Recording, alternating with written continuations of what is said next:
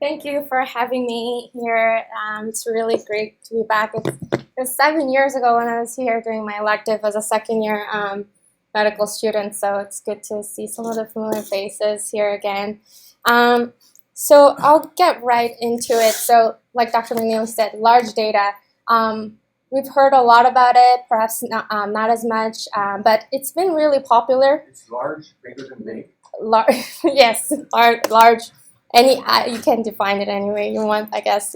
But it has been something that I've been exploring and what I learned last year. So I wanted to sort of share what this all means and like how can we use large data to evaluate, improve our clinical practice, to improve our patient outcomes, and also how can we use that to understand our funding mechanism, because for what we want to do, what we want to accomplish, we often need money to do it. So starting with the first objective here, I wanted to share this story first. Tenerife airport disaster in 1977. This was it was an event where this Captain Van Zanten, he was the most senior captain of the Royal Dutch Airline at the time, and he was operating this plane with another member in the cockpit, young engineer. And at the time, he was starting up his plane, trying to take off the runway, and this young engineer noticed that there is another plane on the same runway. And he asked the captain the question, are you sure you got a clearance from the air traffic control? And the captain sort of dismisses the question and the concern that was raised by this young engineer, and sort of, oh, everything's fine, it's all good, we're going to take off. So he fully powers up the plane, but it was not fine. There was another plane on the same runway and collided into that plane, and resulting in almost 600 deaths. So this incident is still known to be the deadliest accident in aviation history. Everybody on the Dutch plane died, and most people on the other plane also died as well. So I'm sharing this story because we do learn a lot from aviation industry. Aviation industry, they are known to function beyond the Six Sigma level of safety. And what's Six Sigma level of safety? And that translates to having less than 3 incidents per million takeoffs and landing. And how that translates into event rate is 0.00034%. And as medicine, as surgeons, will we ever be at that rate, at that level of safety? It will be hard. The most top rated congenital heart surgery center will have event rate of 3%. So we are not quite there yet, but we always strive to be as safe as possible with our patients, right? But some of the other high-stake industries are nuclear power plants, military aircraft carrier, air traffic control. So these are some of the other industries that function at this level, Six Sigma level of safety. And one of the key innovations that you are probably all aware of is this OR checklist. We implemented that from the aviation industry. When after this Tenerife disaster, they really looked into how these crew members and how flights really flight members function together. And this study in Texas analyzed over 3,500 flights among 3 airline databases, and they analyzed to identify what are the types of threats, risks that are encountered by crew members, and what are the types of errors that they make, and what are the key factors that enable them to rescue from these errors. And this is actually a quite scary fact, I thought. Over 70% encounter at least one threat. So when you fly next time, think about this. In average, every flight encounters 2 threats. And they manage these threats from becoming errors and becoming incidents or accidents. And that's where that's how this study really delves into. So cockpit and OR, I keep talking about aviation here, but there are a lot of similarities. In the cockpit, they work with a lot of people from different expertise, just like in the OR. And it's a high pressure, very complex working environment, just like in the OR. So this study identified these 5 types of threats that they encounter. So terrain, weather, aircraft malfunctions, external errors such as air traffic control, ground crew, operation pressures, so like fatigue or crew stresses. And 5 types of errors that they identified were violation of standard operating procedure, procedural errors, communication errors, proficiency errors, and decision errors. And these all parallel with what happens in medicine, what happens in the OR as well. Patients, they bring to us with some of these threats or risks to us. So their morphology, so their demographic characteristics, their comorbidities, these are the risks that patients bring to us.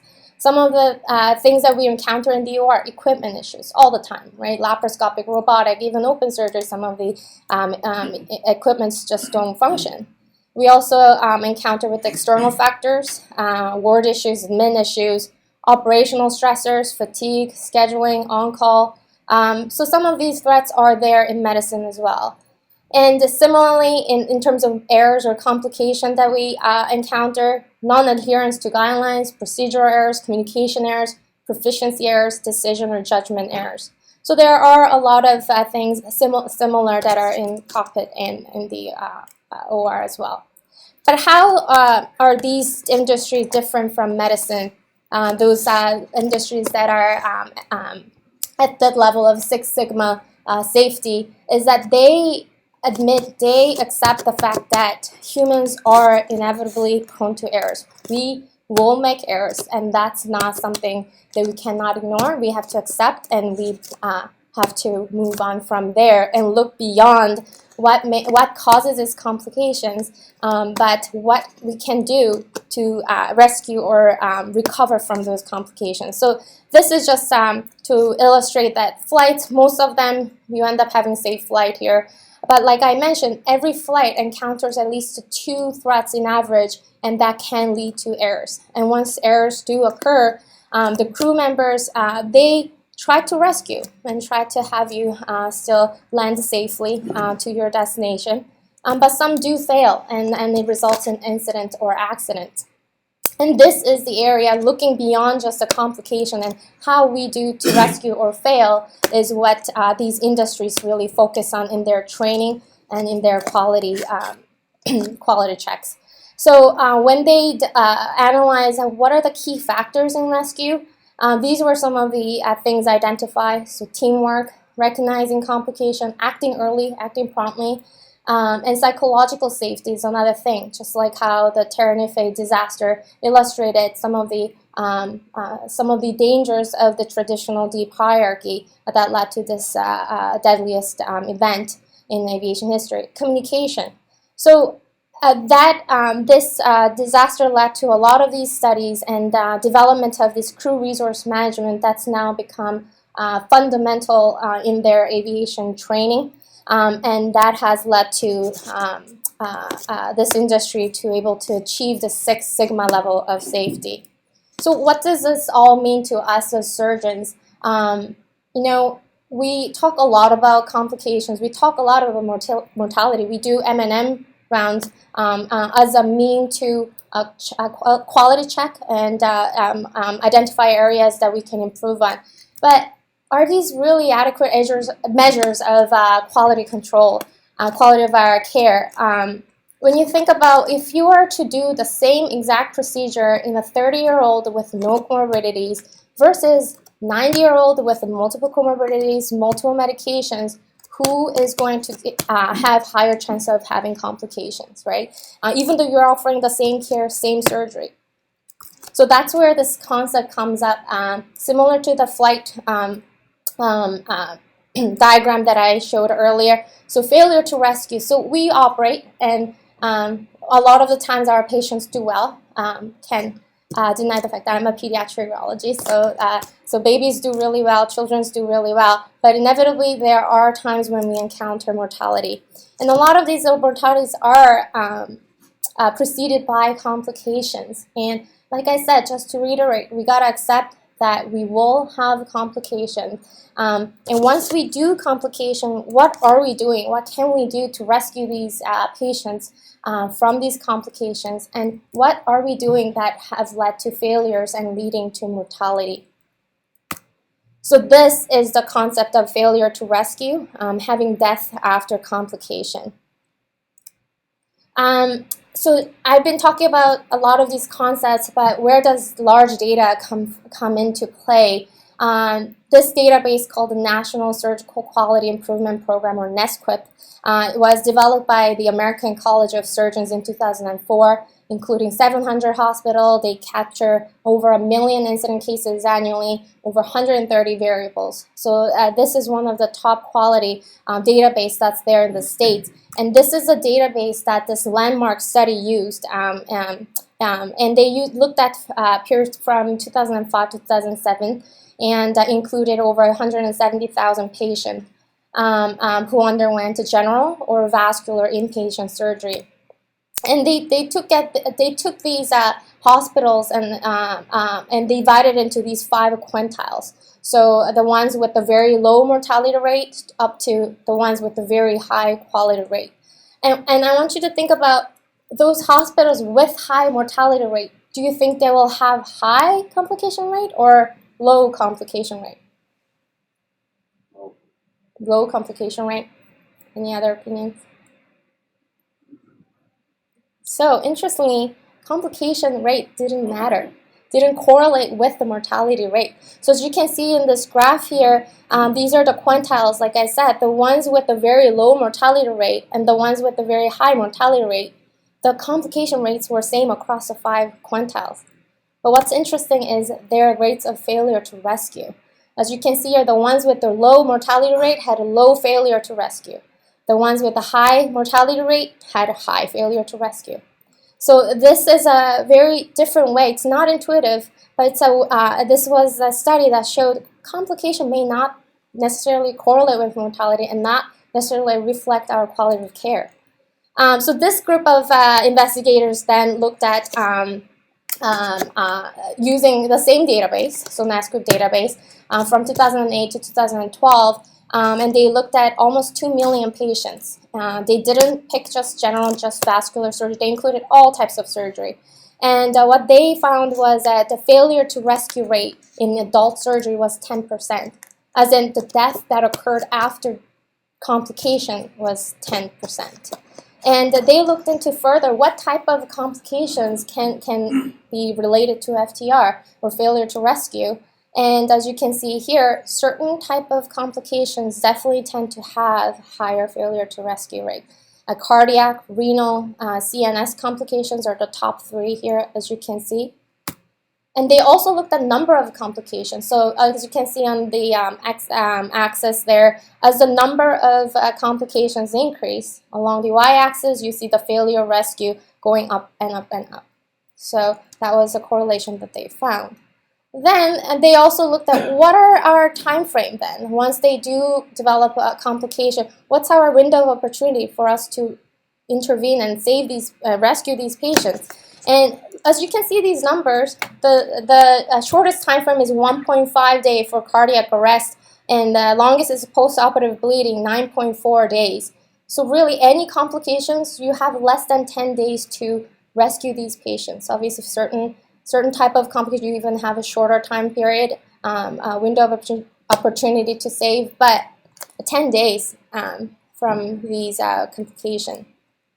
So all these studies have been done in the adult population, but not much have been done in pediatric surgery. So that's why I looked at the NSQIP database pediatric version, which is a similar database, but just for children. And it was developed about 4 years after the adult database took off. And it's including 100 participating centers and capturing 120 variables approximately. And I'm proud to say that BC Children was the first Canadian center to participate in NSQIP Pediatric. So I used this database, and I wanted to answer some of these questions. So what's the failure to rescue rate in pediatric surgery? And are the type or number of complication predict failure to rescue? So using the database from 2012 to 2016, I included all children who had at least one complication. And outcome I wanted to look at was FTR, or failure to rescue. And exposures that I looked at were type and the number of serious complication. So during that time study period, around 370,000 patients were there. Out of those, 36,000 patients experienced at least one complication. Fortunately, majority of them were rescued, but unfortunately, some of them, 851 of them, experienced a mortality. And what this means is that failure to rescue rate in pediatric surgery was about 2.4%. In other words, death that occurred after complication was about 2.4%. Then I looked at type of serious complications and how that relates. And I looked at the cohort who only had a single complication. And as you can see here, type of complication mattered. It was significant, especially looking at cardiac arrest. They will be at 54 times more likely to have a failure to rescue than for example, reoperation. And some of these certain types of complication definitely were related to higher FTR. Then I looked at the cohort with multiple serious complications, and interestingly, the significance was lost. So once you have a multiple complication, meant the type of complication did not matter anymore. So I looked at number then. What about those with a single and those with multiple complications? And as you can see, those who had multiple complications were at almost twice more likely to have failure to rescue. Then I circled back trying to incorporate type and number together, and I analyzed by adjusting for the type of first serious complication and still looking at the number.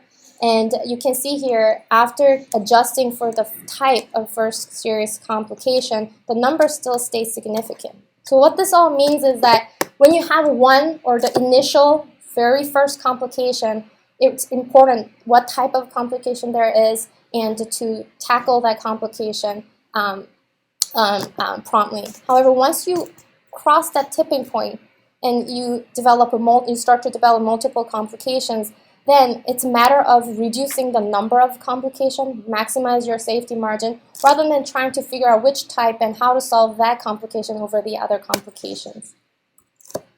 So this was the New Yorker article by Atul Gawande here, and I cannot take the credit for the title because it really was modified from his article. He's the one who sort of talks about failure to rescue and this concept in a more humanistic way, and talking about how what distinguished from the great from the mediocre was not that they didn't fail less, but they rescued more. So if you're interested, check it out. It's a good short article. So I wanted to bring this concept, introduce it to you that complication may not really correlate with the mortality. It may not reflect our quality of care, and perhaps FTR might be a better surrogate marker. And type and number of complication seem to be correlating with the FTR, predicting FTR, and the importance of initial sentinel complication. And that's the best window of opportunity for us to recognize it early, treat aggressively from that to become more complications or for that to become mortality. But once you do have multiple complications, it seems like the best approach would be minimize the number of complications. Don't bother trying to problem solve which type is more important, which one should we tackle. Try to just maximize your safety margin by tackling down the number of complications. So where do we go from here? This article was by Ghaffari, who this was published in Harvard Business Review, and they talk about that there are 3 stages to innovation, and technology, systems, and then culture.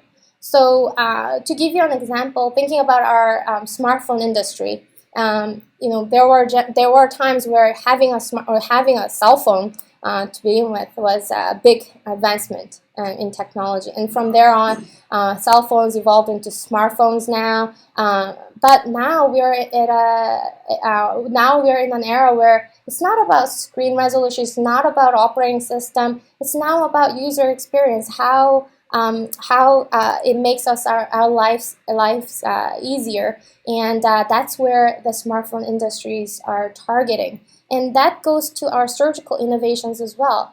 Back in 1980s, that was the biggest advancement when laparoscopic surgery was introduced, and decreased our patients' length of stay, comorbidities, and mortality. There have been further advances. Now we have a robotic surgeries now, and a lot of the structural changes. But we gotta move on to the next stage, the cultural stage, where we look at the human factor, because in the end, with all these machines, engineered technology, it's still us. It's still the human delivering the care, human receiving the care. So that sort of leads to my second objective, and how do we use this to improve our patient care. And I had an opportunity to participate as a scholar in this PCORI workshop, or Patient-Centered Outcomes Research Institute, in Washington, D.C., and this is equivalent to our SPORE or Strategy for Patient-Oriented Research by CIHR. And this is where where I really learned the importance of involving patients in our research, involving all stakeholders, and just how I mentioned about these stakeholders. Patient is our user. Right, but there are also other users or other participants in healthcare that we don't often think about, such as government, policymaker, industry, research institutions, foundations, even advocacy groups. And just to give you an example why it's important to get patients involved, there was this study done in palliative care, and they surveyed all these patients who are preparing for their death. And we often, during med school, residency, I've always heard about patients who, when they're at that state, they would rather be home, they would rather die at home, and that's how I thought was what patient wanted. But when this study really looked at what do these patients want, actually they would rather die in the hospital. They said they feel more safer. They feel safer in the hospital, and they actually don't want to be burdens to their family members. Don't want to have them go through the stressful event, and they would rather be in the hospital where all the expertise and all these healthcare providers are right there and there. And then when the event or when they actually face the death. So, were we wrong before? Probably not, but it just means that we need to we constantly reevaluate and reassess what do our patients want, because generations do change. And for us in pediatric urology, I wanted to bring this to our patient population who have chronic conditions. So a lot of spina bifida, a lot of complex hypospadia, they have this lifelong conditions that they live with. And it's good that we've been improving with our quality of care, that they're now living longer, living into adulthood, right? But new challenges that we face is how do we transition them into adult care? At what point do we pass them on and they're ready to be transitioned? And there is no transition point. I wanted to deliver this message saying that it's a process, and it can be a long process. Just like all of us, we go through puberty, we go through puberty and high school years, teenage years, and become adult. Some of us are still transitioning into adulthood. But biological age may not be necessarily biological age may not suggest that they're ready for transition. It's a long process, and some people advocate that we should start early as age 12.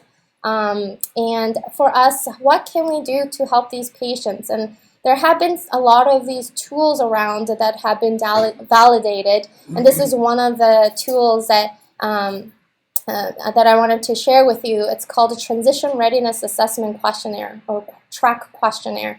And this questionnaire looks at, as you can see the sample there, some of these domains like managing medications, appointment keeping, tracking health issues, talking with the providers, managing daily activities. And it's impossible for us to really help with patients in all these domains. So it helps us to identify what are the areas that they need help with. You know, for example, if they needed help with talking and communicating with providers, yes, we can help with that.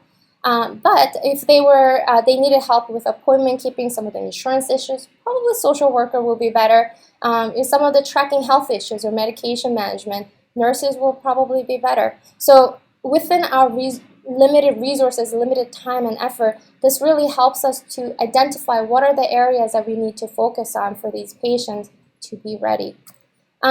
So there was a survey of Canadian pediatric urologists and in 2017, and I wanted to just highlight this question. So do you use a questionnaire or a checklist to determine transition readiness of our patients?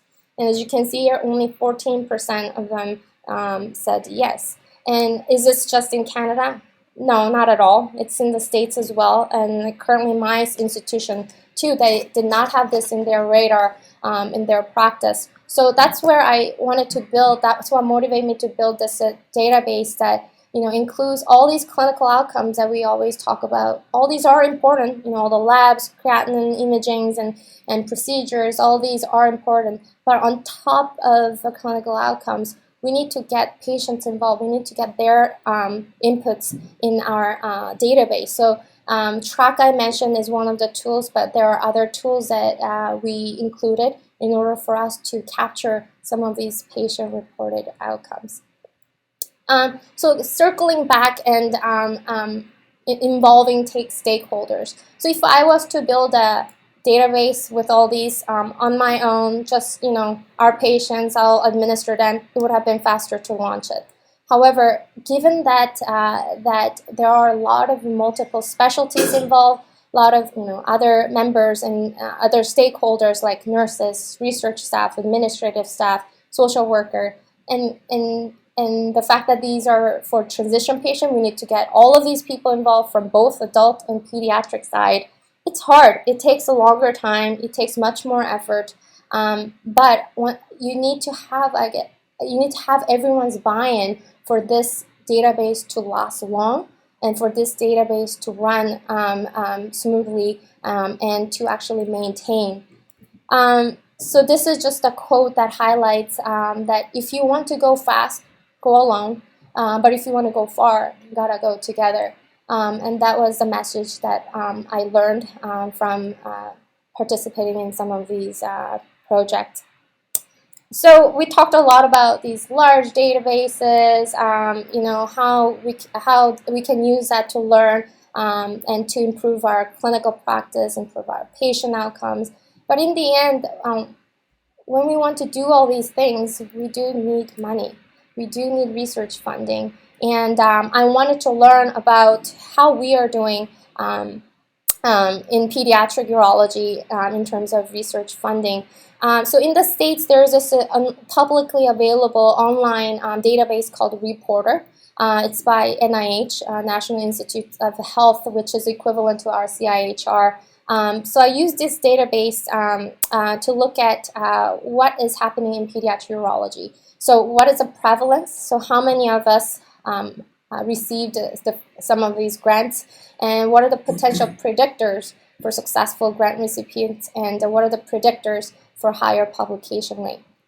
So using that database, I looked at from 1985 to 2016, and inclusion was all pediatric urology fellowship graduates. And outcome that we looked at were federal grant recipients and publication rate. And some of the exposures I looked at were sex, advanced degree, and year of training. So in total, just over 400 people were included in this study. And as you can see, majority of them were male, and only 10% had advanced degree. And about half of the cohort were trained from 1985 to 2006, and the other half in 2007 to 2016. And out of this cohort, how many? Oh, sorry, that was supposed to align with the total number of awardees. But 8% of us had federal awards. So knowing that, I wanted to then look at what were the predictors of these recipients. And So in NIH grants, there are ones that are mentor-based, and there are other ones that are independent grants. So we looked at them separately. But for both of them, having advanced degree was predictive of their success in getting these grants. So as you can see here, for mentor-based grant, you're 4 times more likely to be successful in getting the grants if you had advanced degree, and just over 3 times more likely for independent grant. Then I also looked at the publication rate. So what about for publication rate? And for this, you can see here that both advanced degree and more recent year of training were related to higher publication rate. So this is what I looked at in pediatric urology, but I wanted to look at how we are doing. I wanted to just explore how we are doing in terms of urology as a whole, and how are we doing as a surgery as a whole, looking at bigger pictures. And just to give you this historical background, urology is a pretty new specialty. We were part of general surgery. We became independent from them. And just like that, in the research world, we were part of nephrology a lot of the time, most of the time, and only up until 1979 we became independent from nephrology. So we are latecomers, and pediatric urology is more so. But in fiscal year of 2014, this was a breakdown for the NIH grants. And as you can see here, urologic oncology was number 1. Over 60% of the NIH grants were allocated for oncology, and pediatric urology is ranked number 6.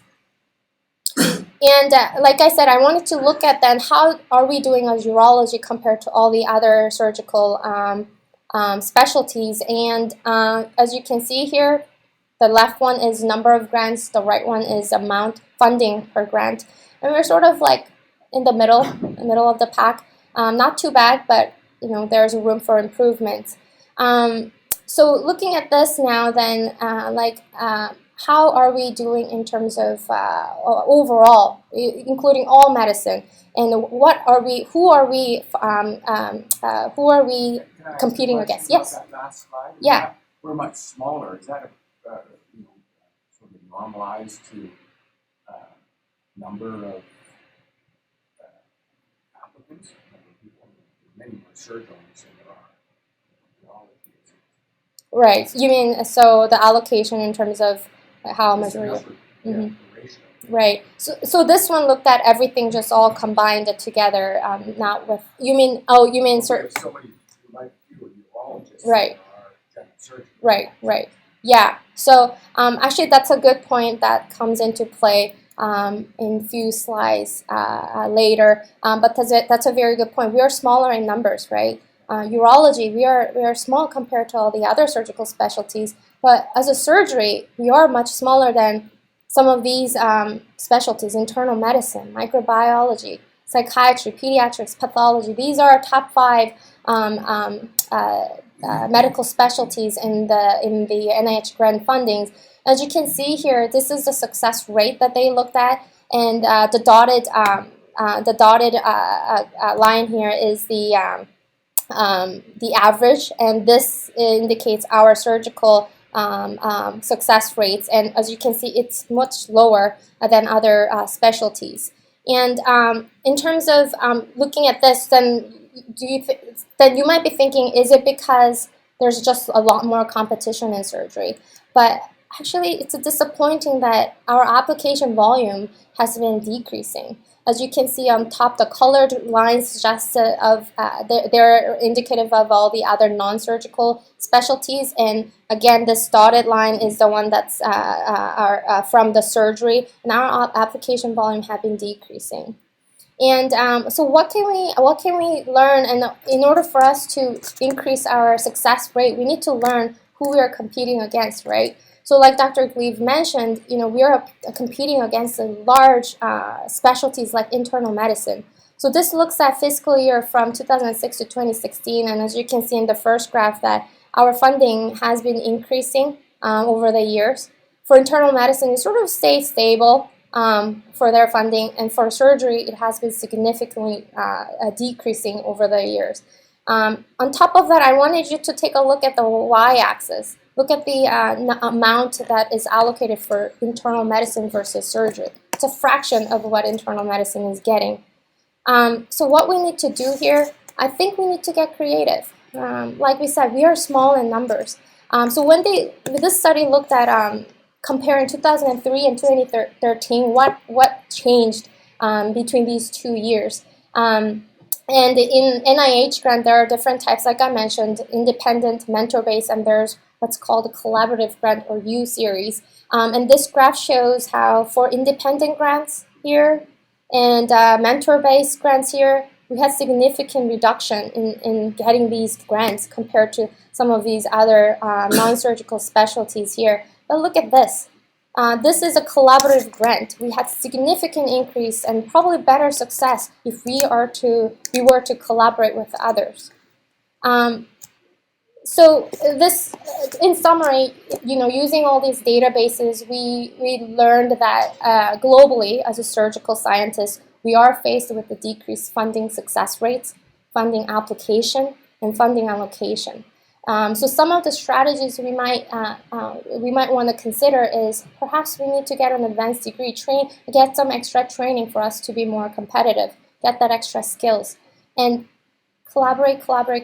So if we want to compete with all these other non-surgical specialties, we can't compete by numbers. We gotta collaborate with other urologists, other institutions. We gotta collaborate with other surgical specialties, or even non-surgical specialties. If there are any opportunity for you to collaborate, that might be a strategy. And lastly, we should continue to advocate for and foster a culture in urology to promote surgeon scientists in order for us to maintain our academic productivity. So just to wrap up, these are some of the take-home messages I wanted to highlight. We talked about it's not about failing less, it's about rescuing more, the concept of failure to rescue. And we want to always think about what our users are doing, how our users are doing. So improving our user experience, that means patients, get them involved, stakeholders, get them involved if opportunities are there. And lastly, we learned about research funding. For us to do any of this or all of this, we do need money. And some of the strategies we talked about, such as getting advanced degree, collaborating, and continuing to foster the culture. So these are some of the references if you wanted to check out. And this is a view from the top of my building. We have like 360-degree deck here in my building, so you can see the Lake Michigan, the Hancock Tower there, and this is looking out onto the Navy Pier side. So if some of you guys probably are coming for AUA in Chicago in May, and Chicago has been a great city, especially during the summer or springtime. Although I'm happy to get a break from snow. This was a terrible time during the polar vortex or Siberi, and then I took a picture of the river all frozen. So, thank you.